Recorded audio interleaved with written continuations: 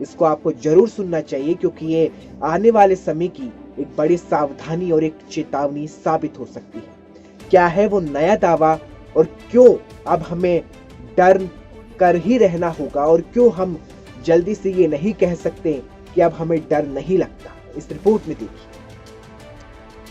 देश में कोरोना डर और चिंता बढ़ा रहा है, लेकिन देश में जब ये चर्चा कोरोना वैक्सीन की हो तो शायद ये डर कम भी होता दिख रहा है।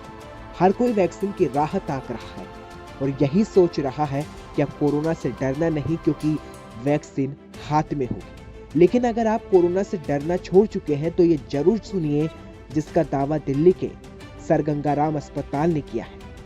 दिल्ली के सर गंगाराम अस्पताल के डॉक्टर्स ने दावा किया है कि कोविड-19 से उभर रहे कई लोगों में ऐसा दुर्लभ और जानलेवा फंगल संक्रमण पाया गया है, जिसके चलते उनमें से लगभग आधे लोगों की आंखों की रोशनी खत्म हो गई है।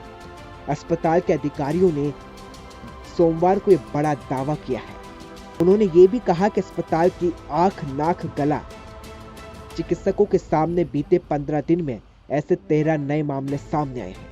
अधिकारियों ने कहा कि चिंताजनक समस्या दुर्लभ है लेकिन नई नहीं है। उन्होंने कहा कि कोविड-19 से होने वाला फंगल संक्रमण इससे नई बात है।